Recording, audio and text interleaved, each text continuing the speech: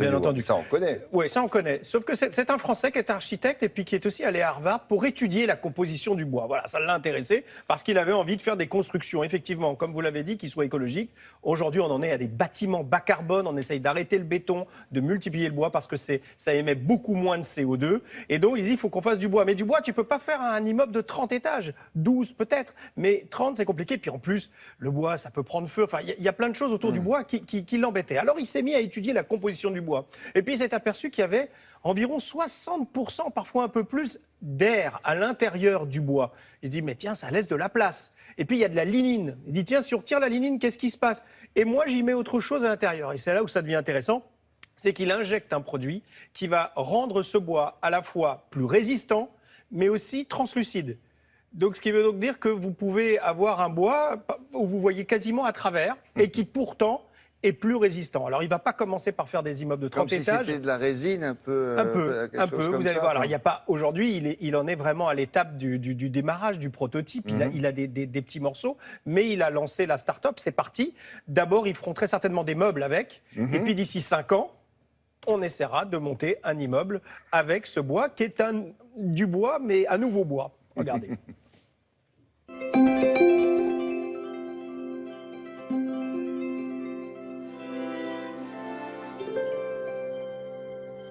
C'est un bois qui est reconstruit à l'échelle moléculaire et qui dépasse toutes les contraintes existantes du bois.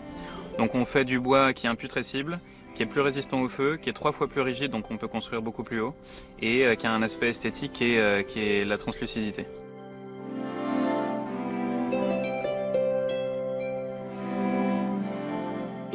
Le process il est relativement simple, il y a plusieurs étapes. On commence par prendre du bois massif. Ce bois massif, on va venir changer sa structure. Donc on enlève une fibre du bois, le bois il en devient plus poreux. On vient remplacer ce qu'on a enlevé par une résine végétale, c'est une matière qui vient de la nature. On va le faire durcir à l'intérieur, ce qui va densifier le bois et lui conférer toutes ses caractéristiques. L'idée, elle est née au Japon il y a quelques années. Après, je suis allé la concrétiser aux États-Unis pour vraiment travailler en relation avec les sciences naturelles, la technologie et plus largement cette interface entre plusieurs disciplines. Et donc c'est avec les échantillons que j'ai réalisés aux États-Unis que j'ai pu gagner plusieurs prix de l'innovation de retour en France. Donc on en a gagné 6 là récemment. Et ici, ce qu'on fait, c'est de poursuivre cette recherche et d'améliorer notre procédé via cette collaboration qu'on fait avec l'université là actuellement. Avec ce nouveau matériau, moi je suis architecte, je le dédie au secteur de la construction.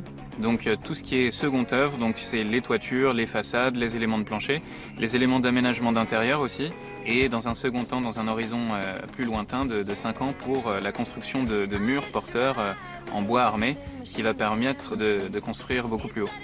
On n'utilise que des choses renouvelables, des choses qui sont issues de la biomasse, qui sont issues de la nature. Donc ce matériau-là, il est complètement écologique.